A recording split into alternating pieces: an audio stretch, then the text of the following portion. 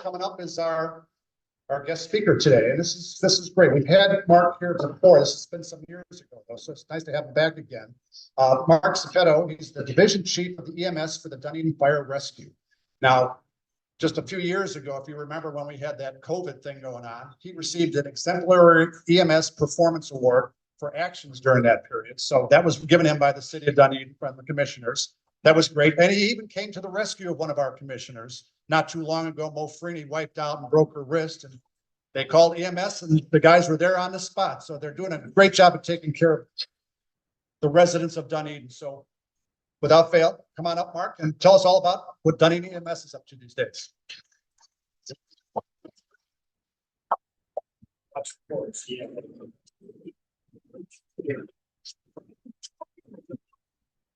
Good afternoon, everybody.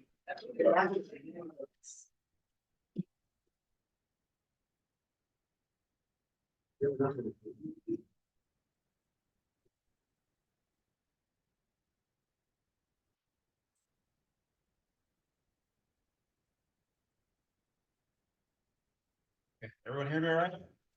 All right. Thank you for that introduction. That was very nice. Yeah, so I'm Mark Ziiprto. I'm the division chief of EMS, as stated.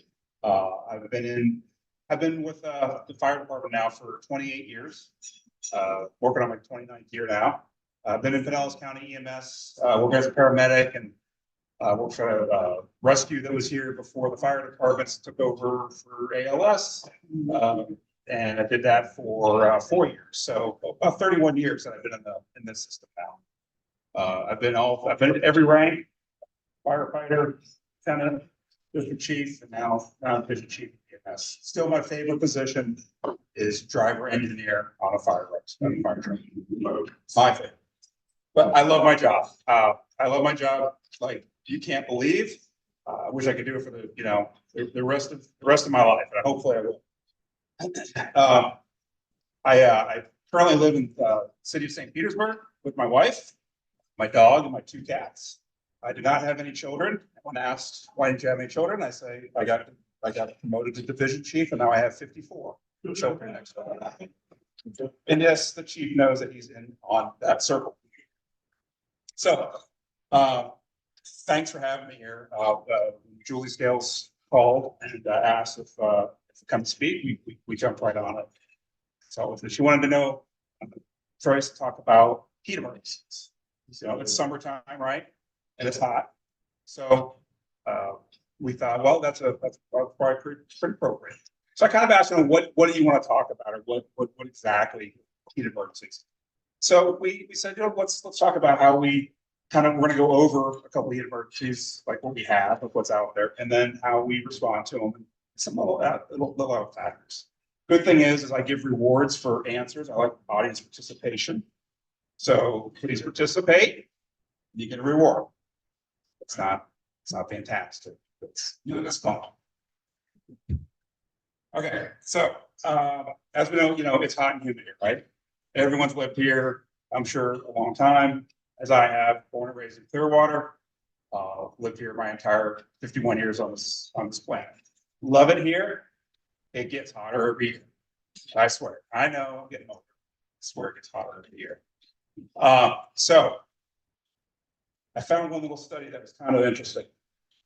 From 2018 to 2022, can anyone guess how many people were admitted in the state of Florida for just heat emergencies? And it's tough to pull that data out, because people won't come in just for a heat emergency. Sometimes they'll come in for other things, like I've got abdominal pain, or I've got a headache, but it could actually be related to the heat. So it's kind of hard to pull it out. But can anyone take a guess of just how many we got? How many there were? 10,000. Okay. 100,000.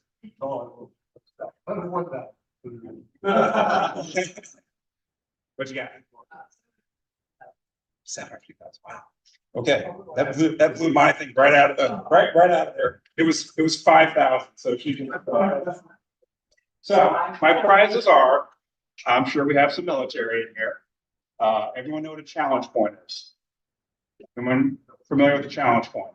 The challenge coins were brought up by the military, and it was a way of individual, sorry, the names were on my head, like companies to identify who they are, and they created sayings, or they created logos, and they created like little characters, and they actually had them printed in on coins. So every year for EMS week, we print a coin, at least for just EMS week, but for other things as well. We print special coins. So for the last couple of years, I created a dog tag coin with each one of our stations, and each one of our stations has a separate logo that one of our firefighters created, and he was noted for that on the news. It's pretty neat. So we have station 60, 61, and 62. We have 3 stations, and we created a couple of those. So I have those points figured out.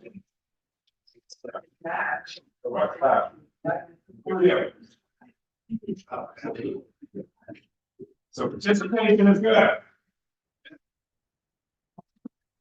Okay, so back to the study. Now, 5,000 word minute, 26,000 people in that time were seen exactly for heat related emergencies. So that's a pretty good number. Remember, the person had to be coming in and saying, this is the problem. So 26,000 in that time period is pretty good. Pretty high amount of people. So heat related emergencies. We've got 3 types. They haven't really changed in many years.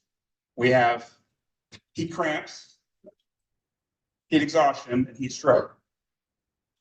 Anybody familiar with any of those? Oh, now everyone's shaking their heads and wanting to, yeah, there's gifts. So heat cramps. Heat cramps are the most mild, right?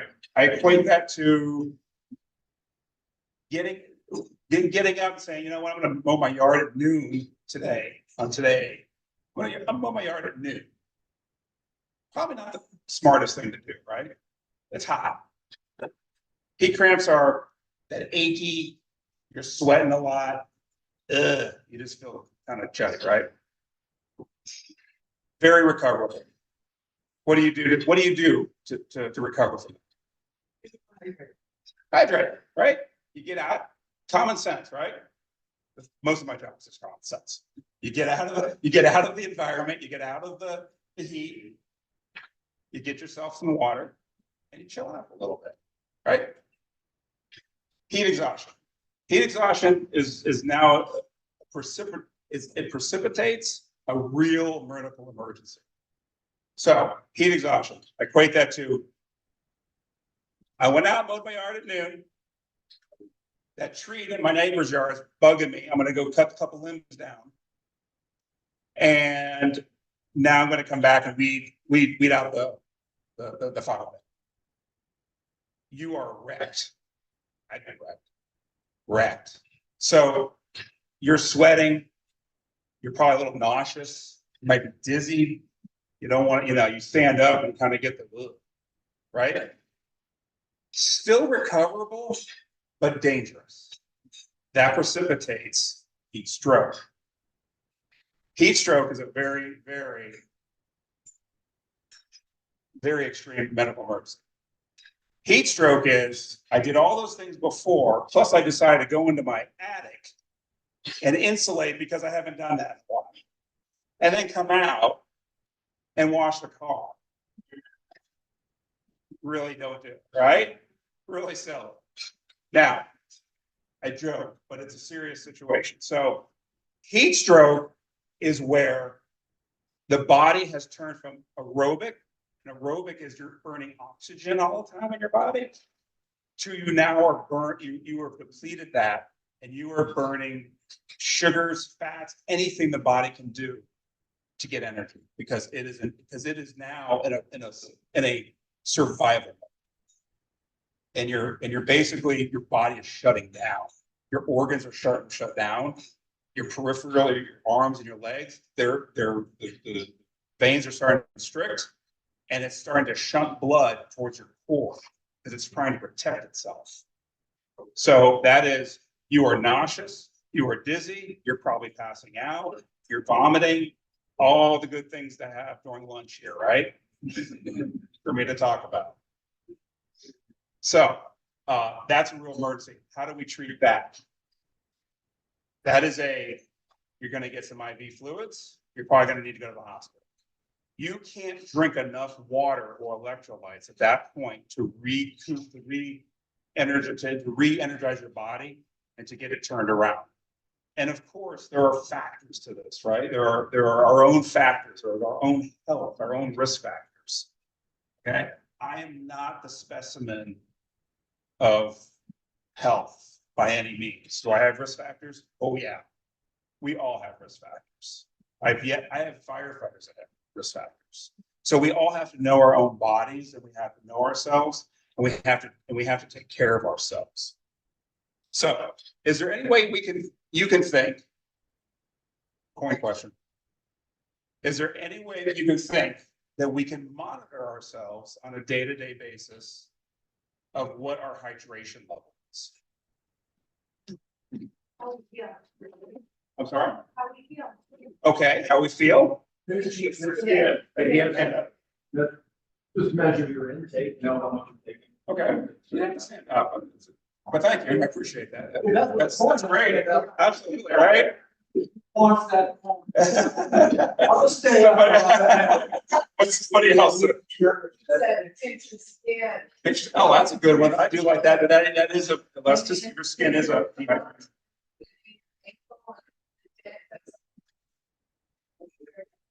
Oh, man, that's a lot of work. But yes. Oh, we have a winner. Urine. What? I know, it's not the best, it's not the best thing. It's not the best. Oh, it's. On the hot day, you check her forehead, you check yours, less temperature, you say. Well, we're gonna stick with urine. So, yes, urine.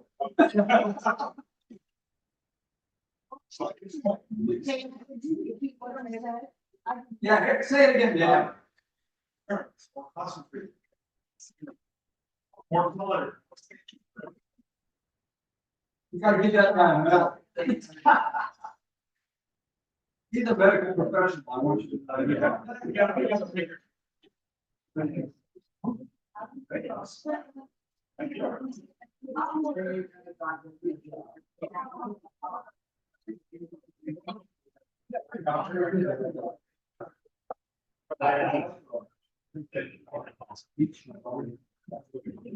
Okay, so I have these up at my stations. I have these at my stations for my firefighters.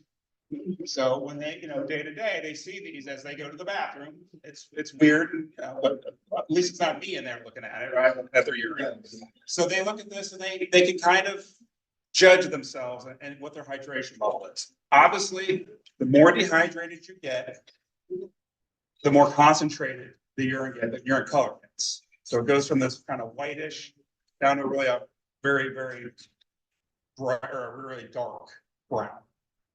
So the darker you get, the more dehydrated you go. Very good. So you put this on your bulletin board in your bathroom? Yeah. Yes, actually, yeah, we do. We put it in the bathrooms. Yep, absolutely. It doesn't have the bottom. It's only weird for a few minutes. Okay, so preparing and training for what we do. I'm not going to bore you with like all that we do in the fire department. Obviously, I have paramedics. We respond to emergencies every day. We do training. They're all trained. They get 30 hours of CEU every year. They went through a year's worth of or 2 years worth of school. So we go out. We have ALS equipment. We have IVs. We have the ice packs, pool packs. But mainly just it's common sense when we respond to an emergency.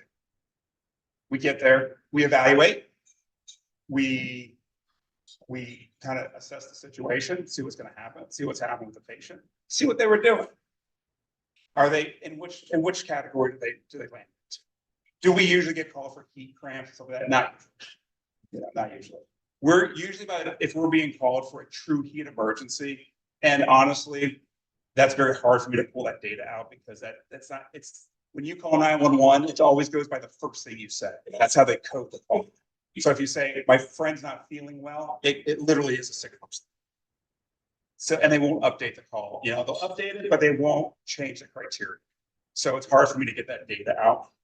So when I pulled that data, really, it was like at 5 for like year to date, five emergencies.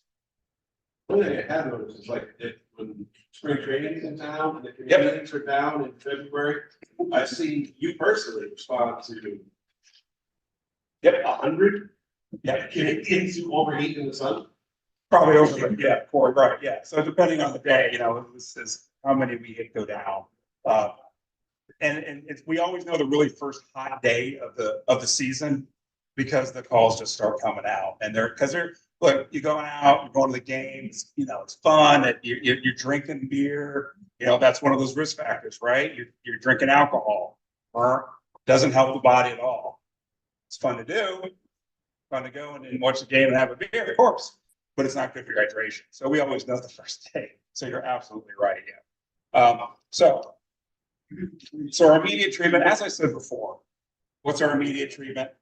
We're gonna remove you from the environment. We're going to place you in positions of comfort. We're gonna probably start IVs on you. Like I said, you can't drink enough fluids at that point.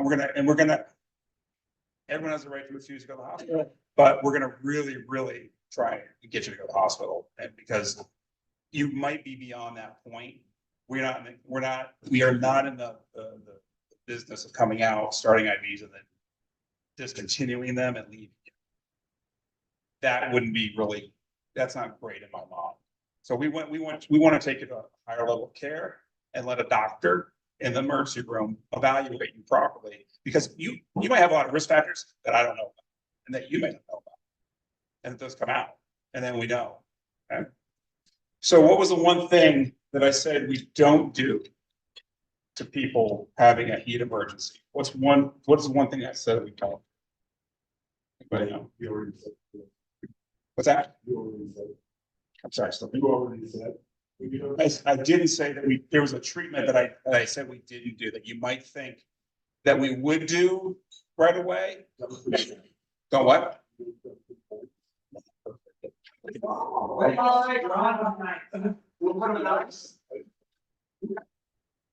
We do not pack people in ice. I don't care how many movies you've seen.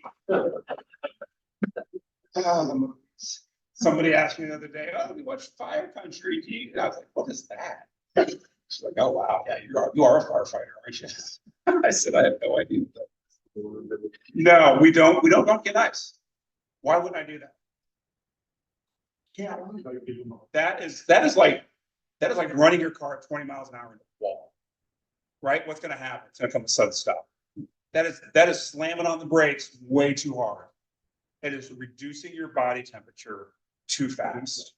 You need to come down slowly, and we need to let your homeostasis, so to speak.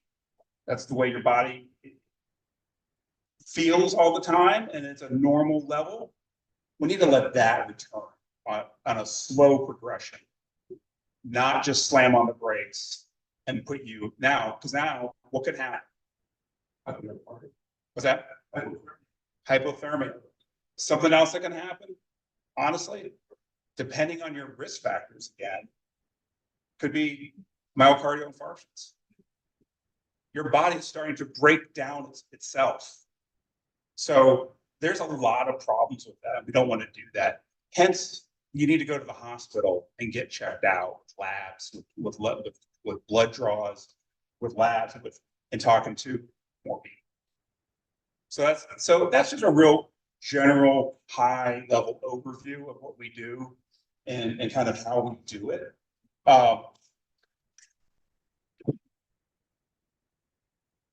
So one area that I really try to get out there is that people don't think about our asphalt. We all know it's hot, right? Black asphalt's hot, right? Anybody got an idea of what on an 85-degree temperature day with the sun out, what the asphalt is? What the temperature? 1.5. Very good, yes, 130. 130. That's 85 degrees. It's 85 degrees in January. Right? So at 97-degree air temperature, the sun out, it's 150 degrees on that asphalt. Now, another problem, not only are you going to get burned on the asphalt, so our people are very, very well trained for, hey, let's get that patient off this asphalt and on a stretcher or in the back of the ambulance or somewhere more conducive, because you can literally get burned. Another problem with that is asphalt can have the exact opposite reaction. It can pull the heat out of it. So I've actually seen people laying on asphalt who are not even having a heat emergency become hypothermic because it's pulling the heat right out of your body. It's amazing. Yeah, physics. I always do that class. So just yesterday, we actually had a heat emergency for one of our own firefighters. So when I pulled the stats, it's called but we took him to the hospital because he did his job. They had a structure fire. He was in his full envelope of his bunker gear, his tank, 55 pounds, encased in an envelope. Goes in, does structure, does the fire, comes out, doing stuff, starts feeling kind of dizzy and feeling rotten. Guy's 24 years old. He's young. But hey, it was his first day back to work. He's a good hydrator. He knows he's got to hydrate. He's an ex-military, so he knows he's got to hydrate. He knows his stuff. So he just didn't have enough time to really hydrate yet for the day. And who knows what else, right? But that was a trip to the hospital. He's okay. It's good, but it affects everybody. It affects us a lot right now. Right now, one of the things that we do at the fire department when we have a structure fire like that, we actually, if it looks like a working structure fire, we'll bring in another whole alarm just to have enough people to rotate. We get about 15 to 20 minutes out of somebody, and that's it. You got to go to rehab. Go to rehab. You get fluids. You break down. You get fluids, and we get more crews in there because we've got a lot of resources in this area. So there's public awareness. If you don't, go on to the National Weather Service and sign up. You can get, I don't know if anyone is signed up for that. I am. My wife hates it because my phone never stops going off for multiple reasons. But you can get, they put out heat advisories and they do it very, very well. And they're doing a lot of them. This past summer was amazing. We had a heat advisory every day for a week straight, starting at like 10 o'clock in the morning. Nuts. So I highly recommend those. That is, they have criterias, it dings, they put the heat advisory out and just says, hey, it's going to be really hot. That lets me know too, as an administrator, we need to curtail our training today. We need to, if it's outside, we probably need to bring it in. We don't want people out between, 10 and like 4 o'clock in the afternoon. So we have to curtail that. So these things really do help. I'll pass these around as well. So I would highly recommend that you sign up for those. So what can you do to stay informed? You can sign up for these. What's something else you can do? Get a physical every year, take care of yourself, and know your limitations. Know that, probably crawling up into the attic, and even at my, I'm like, I'm not doing that anymore. Those days are long gone. I'm not crawling up in there anymore. But know your limitations. Know your limitations. That alone will keep you safe. And then talk to your neighbors and talk to your friends about that. Okay, so a couple questions. What's worse, heat cramps, exhaustion, or stroke? Stroke. Who's first? Oh, you got it. So good. David. David loves fish.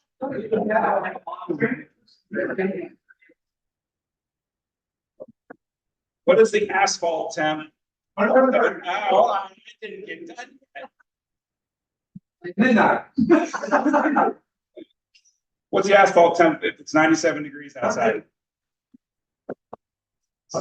Is everybody gonna let them get another? It's like a very large bag. Okay. Upgrades, that's what it's. I'll let you. Do it. You gotta write a parking lot. And my last question is. How many animals do I have? I heard three. I heard three. There you go. Let's be everyone listens. All right, so who's our president? Or who's no, here. Oh, you know what? You're acting, right? You're the acting president. All right, I had a point for you. This was our 20-year anniversary for 9/11.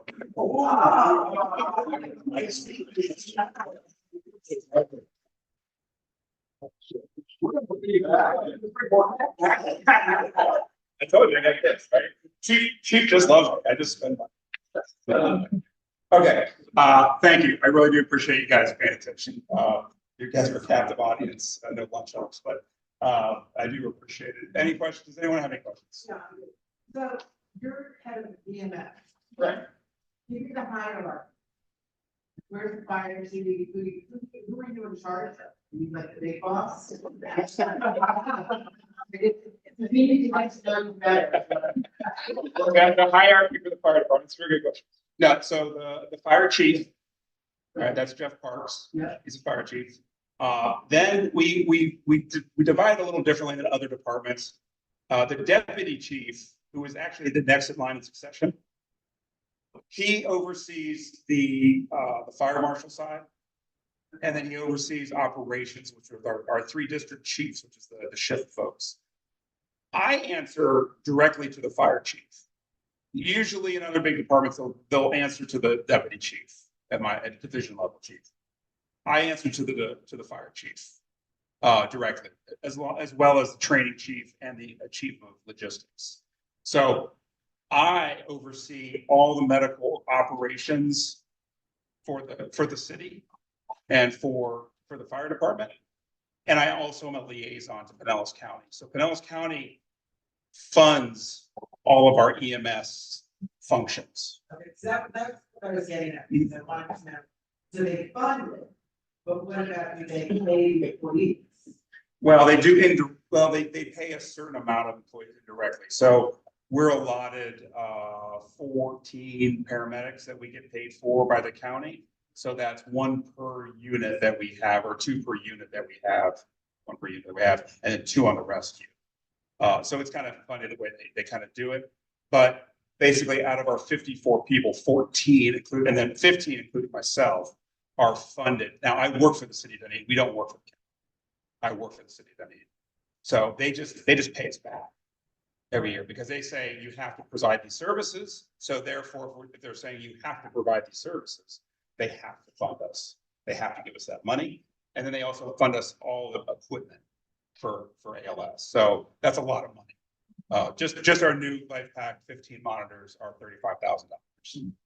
So, and we basically go through those like every 10 years. So that's a lot of money. But yeah, that's a good question.